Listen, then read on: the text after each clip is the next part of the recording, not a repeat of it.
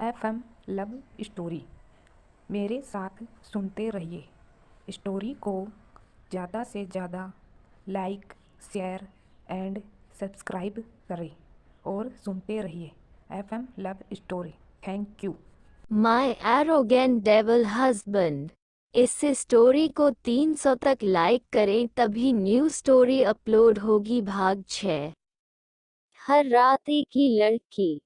ये पूर्णिमा की रात थी। चांद अपनी चांदनी को हर तरफ बिखरे हुए था और हड्डी तक को कपकपा देने वाली पूरे वातावरण को सर्द बना रही थी।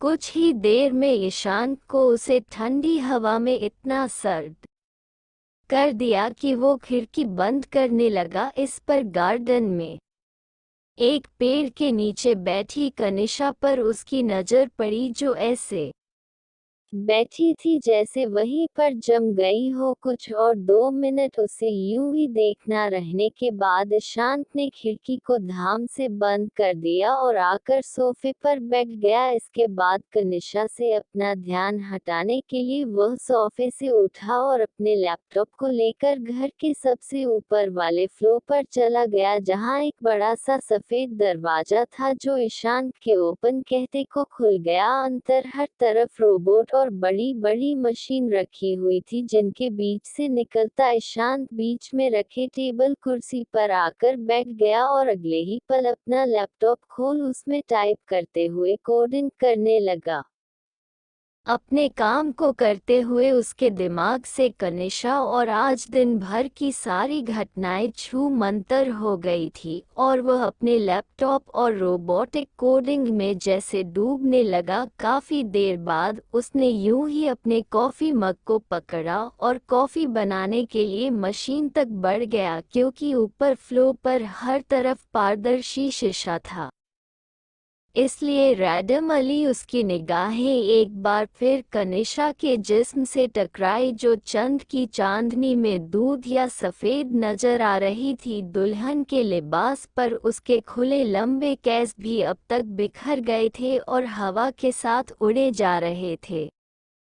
उसके माथे पर फैला सिंदूर ईशान को बार बार यह एहसास दिला रहा था कि उसने अपने लिए एक ऐसी औरत चुनी थी जो शायद पैसों के लिए उसके बीच में ही छोड़ चली जाएगी, बिल्कुल उसकी माँ की तरह। कनिशा को देखते हुए जैसे ही उसके दिमाग में माँ शब्द आया, अचानक ईशान ने अपना रुख दरवाजे की तरफ कर लिया और वहां से निकाल सीधे ग्राउंड फ्लोर पर चला आया। इसके बाद उसने घर का एंट्रेंस गेट खोल और बाहर निकलने से पहले लिविंग रूम के ड्रोन से डक्ट टेप ले लिया।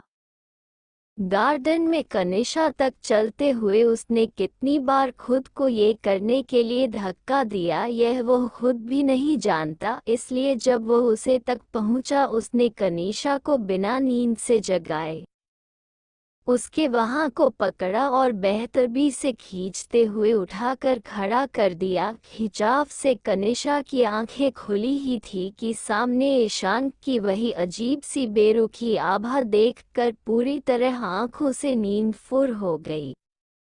दिमाग स्थिर हुआ तो ईशान की हथेली को अपनी बाहों पर देख उसने चिल्लाना शुरू कर दिया, अब क्या चाहिए आपको? आपने कहा था कि आप दोबारा मेरी शक्ल नहीं देखना चाहते, फिर भी मेरे सामने अपना मनहूस चेहरा लेकर क्यों खड़े हो गए? छोड़ो मेरे हाथ और जाइए यहाँ से। मैं तो अपने शब्दों पर अभी भी कायम हूँ। क्या करूँ मैं? अपने घर में जिस भी खिड़की पर जाता हूँ तुम्हारी गिनहोनी शक्ल दिखाई देने लगती है, इसलिए सोचा कि तुम्हें कहीं लॉक कर दूँ जहाँ से न तुम कहीं पहुँच सको ना ही कोई दूसरा शख्स तुम तक पहुँच सके। अपनी बात खत्म करते हुए ईशान बेढंगे तरीके से मुस्कुराया, जिसे देख गुस्से से कनिशा का दिमाग फटने लगा और उसने अनायास ही अपना सिर नीचे झुकाकर ईशान के हाथ पर अपने दांत गड़ा दिए, जो पहले धीमे से थे। जब ईशान को इससे कोई फर्क नहीं पड़ा तो उसने अपने दांतों को ईशान के हाथ के खिलाफ मजबूती से गड़ा दिया, जिससे उत्पन्न दर्द के कारण ईशान की भौहें सुकून गई। और माथे पर पड़ी बल ने उसके गुस्से को उजागर कर दिया। इसलिए जैसे ही कनिशा ने अपना मुंह उसके हाथ से हटाया, उसने डक्ट टेप निकालकर जबरदस्ती उसके मुंह पर चिपका दिया।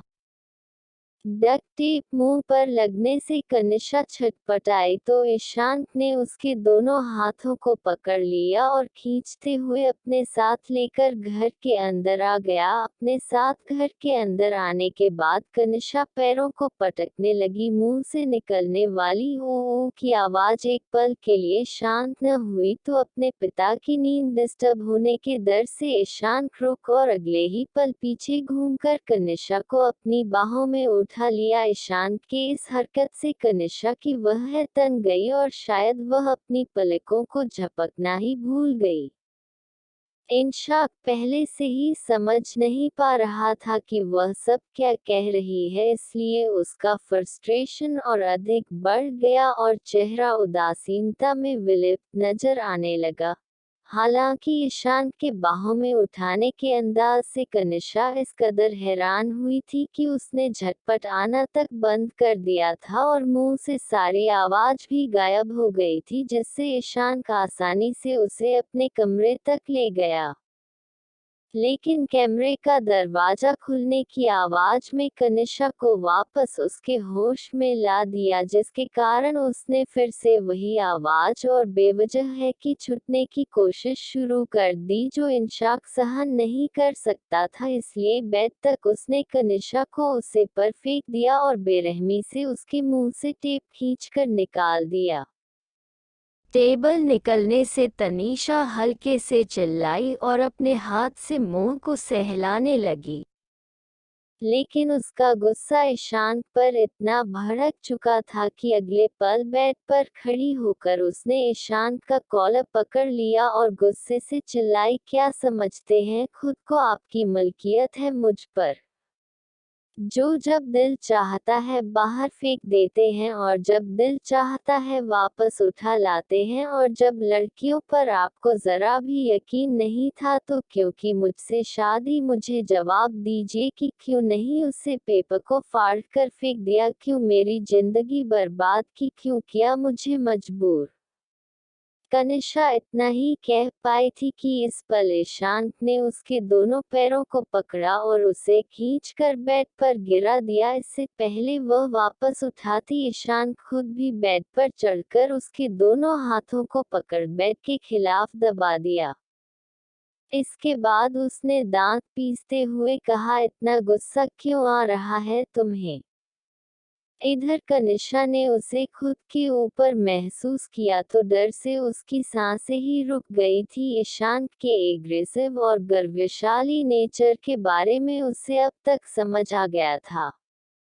इसलिए ईशांत के आगे के कदम को लेकर डर से उसके पसीने छूटने लगे और एक सेकंड के भीतर ही उसके दिमाग में हजारों तरह की कल्पना बना ली, जिसके कारण उसने खुद के ऊपर से ईशांत को हटाने के लिए स्ट्रगल शुरू कर दिया कि तभी ईशांत ने अपना शरीर का दबाव बनाते हुए उसका हिलना डुलना तक रोक दिया और अपनी बात कहना जारी रखा, मैं मजबूर किया? हाँ, कब मैंने तुम्हें मजबूर किया? वह तुम थी जिसने मैरिज पेपर पर साइन कर खुद को मेरी जिंदगी में शामिल किया और हमारी शादी मेरे जिद के कारण नहीं हुई थी, इसमें तुम्हारे पैसों का लालच भी शामिल था। क्या तुम भूल जाती हो कि तुमने मुझे कितने पैसे लिए हैं?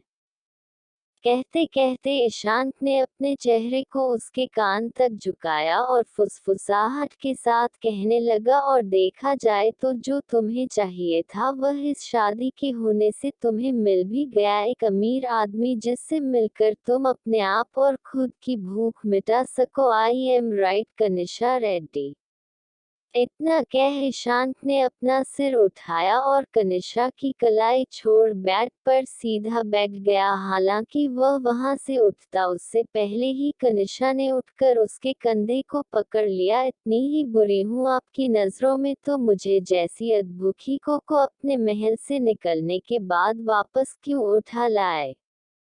कनिष्का को जवाब देने से पहले ईशांत ने कंधे पर रखे उसके हाथ को घुरा, फिर गुस्से से बोला, मैं तुम्हारे किसी भी सवाल का जवाब देना जरूरी नहीं समझता और ना ही तुम मेरे लिए इतनी खास हो, अपनी औकात मत भूलो।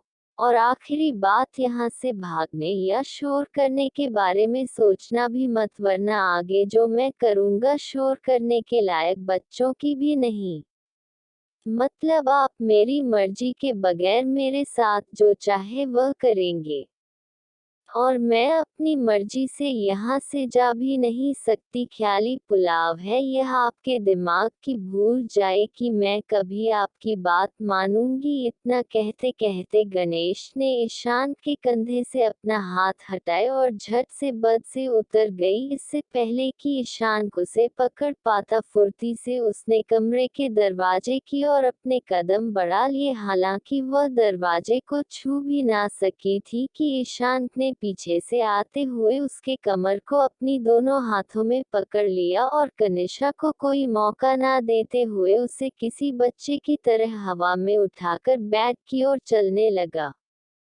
जाने दीजिए मुझे आप जैसे कमीनी के साथ में एक ही कमरे मैं नहीं रहना चाहती, मुझे आप पर रति भर भी यकीन नहीं है। क्या आपको समझ नहीं आ रहा है? छोड़िए मुझे। इस सॉन्ग के उठते ही कनिष्का चिल्लाना शुरू कर चुकी थी, जिससे उभरकर ईशांत ने कुछ 2 मिनट तक उसे न खत्म होने वाली आवाज को सुना और बर्दाश्त किया, पर अंत में उसने जैसे ही कनिष्का को बेड पर पका, उसके साथ ही एक जोरदार मुक्का कनिष्का के चेहरे के ठीक बगल में बेड पर मारा। तुम्हारी यह बेमतलब की नाटक देखना के लिए मेरे अंदर पेशेंस नहीं है। मैं अच्छी तरह जानता हूँ कि अगर पैसे दूं तो तुम मेरे साथ एक बेड शेयर करने को भी तैयार हो जाओगी, क्योंकि तुम जैसी लड़कियों का कोई कैरेक्टर नहीं होता। बताओ मुझे अब क्या चाहिए जो इतना नाटक कर रही हो?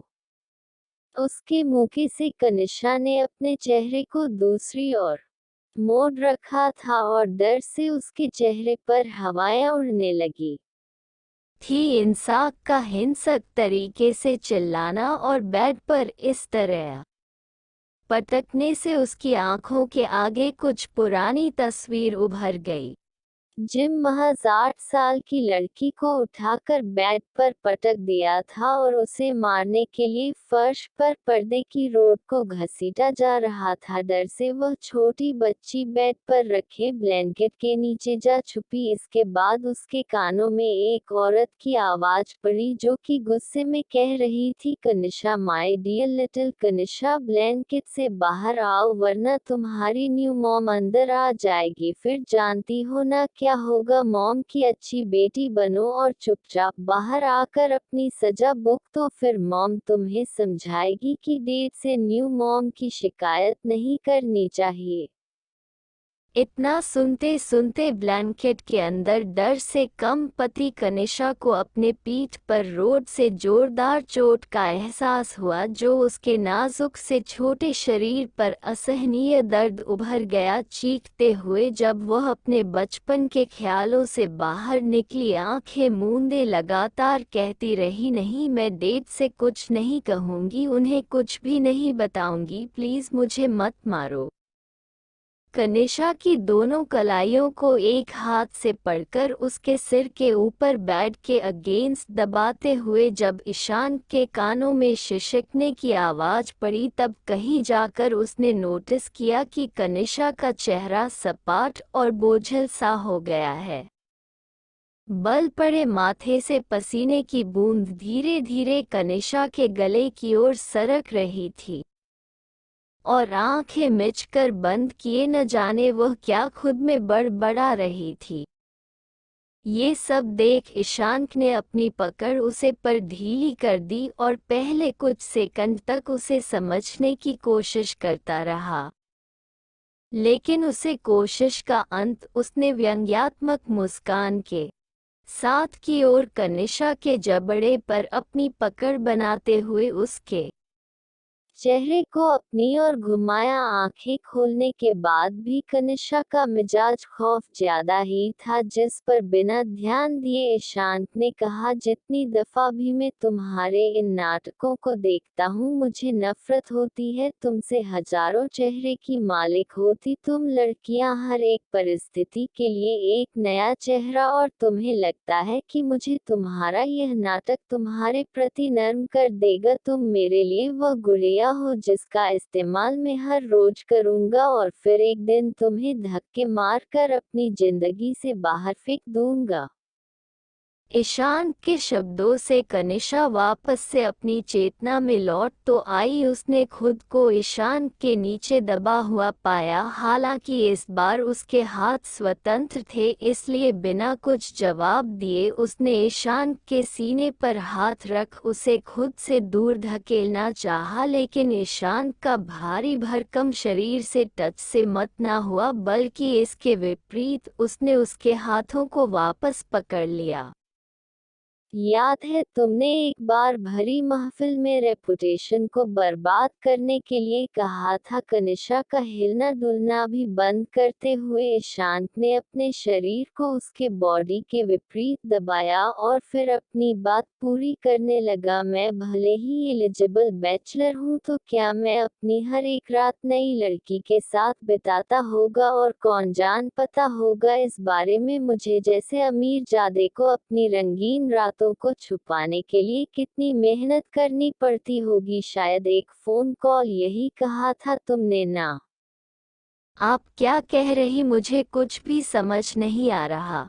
प्लीज छोड़िए मुझे। आप मुझे इस तरह ब्लॉक नहीं कर सकते। आपकी कॉन्ट्रैक्ट में ये बात साफ साफ लिखा है कि आप या आपसे शादी करने वाली लड़की किसी भी तरह से फिजिकल अटैच्ड नहीं होंगी, और इस वक्त आप मुझे फिजिकल टॉर्चर कर रहे हैं। कनिष्का ने कपटी आवाज में जबरदस्ती की दृढ़ता लाते हुए कहा, जिस पर ईशांत ने कुटिलता से मुस्कुराया और कनिष्का के होठों तक झुकते हुए बोला, अगर मैं कॉन्ट्रैक्ट तोड़ देता हूँ तो क्या फर्क पड़ जाएगा? जैसा कि तुमने कहा था मुझे अपनी इंटीमेट लाइफ छुपाने के लिए क्या लगता होगा? सिर्फ एक फ़ोन कॉल। फिर तुम कॉन्ट्रैक्ट की लाइंस कैसे याद दिला सकती हो, जबकि तुम ये बात अच्छे से जानती हो कि मुझे अपनी इंटीमेट लाइफ छुपाना कितनी अच्छी तरह से आता है। कहते हुए ईशांत ने गुस्से से अपने दांत पीछे और कनिष्का के होठों से अलग उसके गले पर अपनी गर्म सांसें छोड़ते हुए अपनी शर्ट के ऊपर का बटन खोल और टाइम निकाल कर बेड पर ही एक और फेंक दिया, जिसके साथ उसने कहना जारी रखा, मेरा कोई कुछ नहीं बिगाड़ सकता मिसेज देव सिंह। ईशांत की सांस खुद के गले पर दौड़ती हुई महसूस हुई तो कनिष्का का दिल अंदर तक कांप गया। उसके हाथ पांव बर्फ से भी ज्यादा ठंडा और असामान्य रूप से वजन होने लगे थे। हिलने में भी बेबस हो गई। जब वह कुछ ना कर सके तो आंसुओं ने उसके आंखों का रास्ता नाप लिया और उसने आशापूर्ण आवाज में ईशांत को आगे बढ़ने से रोका। इंसाक, प्लीज, आप मेरी जिंदगी बर्बाद क्यों करना चाहते हैं, जबकि आपकी और मेरी कोई दुश्मनी भी नहीं है। मैं तो ठीक से आपको जानती भी नहीं। इतना काहे? कनिष्का खुद को रोक न पाई और उसकी आंखें आंसुओं से भर गई। तभी उसे कुछ सजा और वो किसी बच्चे की तरह मिमियाते हुए फिर से कहने लगी, अगर आप यहाँ से नहीं हटे तो मैं आपके खिलाफ सेक्सुअल हैरेसमेंट का केस कर दूंगी। अगर लीगली वाइफ भी हूँ तब भी अपनी वाइफ से जबरदस्ती करने के जुर्म में पुलिस आपको जेल के अंदर कर देगी। इधर ईशांत का मकसद भी सिर्फ उसे डराने का था, इसलिए लगभग 2 मिनट के बाद बेड से ताई उठाकर उसके दोनों हाथों को बेड कैबिनेट से बढ़ने लगा, जिस पर कनिष्का और डर गई। हालांकि उसने इसे जाहिर नहीं होने दिया और चिल्लाने लगी, क्या आप क्या करना चाहते हैं? कॉन्ट्रैक्ट के मुताबिक आप मुझे नहीं छू सकते। आपको आखिरी वार्न कर रही हूँ। अगर आपने मेरे साथ कुछ भी ऐसा वैसा किया तो मैं हाथ खोले मेरा, मैं उनमें से नहीं हूँ जो आपकी जाति बर्दाश्त करती रहूंगी। क्या आपको सुनाई नहीं दे रहा? गणेश ने नॉन स्टॉप हिले होठों को घूरते हुए ईशांत ने उसके हाथों को मजबूती से बांध दिया और अगले ही पल उसके ऊपर से उठकर जाने के लिए मुंडा, लेकिन कनिशा अभी भी कसमसाते हुए चिल्लाई जा रही थी, मुझे बांधकर कहाँ जा रहे हैं? क्या आप मुझे कोई गुलाम समझ रही है? मैं खुद को अच्छी तरह प्रोटेक्ट कर सकती हूँ। अगर आप मेरे करीब आए तो मैं आपको फिर से दांत काट लूंगी। कनिशा जो लगातार चिल्लाई जा रही थी, उसकी आवाज से फ्रस्ट्रेटेड हो चुके ईशांत ने बिना उसकी ओर पलटे ही झुनझुनाहट से कहा, कनिशा अपनी आवाज बंद करो, यह मेरे सिर में लग रही है। नहीं करूंगी जब तक आप मुझे कॉल नहीं देते। मैं अच्छे से समझता हूँ आप मेरे साथ क्या करना चाहते हैं। आपको लगता है मैं इन सब के लिए राजी हो जाऊंगी? मेरा हाथ खोलिए फिर बताती हूँ आपको। कनिशा ने अपनी आंखों को ईशांत के पीठ पर घूरते हुए बस कहना खत्म ही हुआ था कि तभी अचानक से ईशांत पलटकर उसके चेहरे के करीब झुक गया, जिससे कनिशा एकदम से चुप होते हुए अपनी काली घनी पलकों को तेजी से झपकाने लगी। उसके चेहरे पर उभरे मासूमियत के भाव इस वक्त ऐसे थे मानो किसी बच्चे को बेवजह डांट दिया। आखिर क्या होगा, जानने के लिए मेरे साथ बने रहिए। Ephrem love story, my arrogant devil husband. Thank you. Story को ज़्यादा से ज़्यादा लाइक करें, तभी मैं आगे वीडियो अपलोड करूंगी।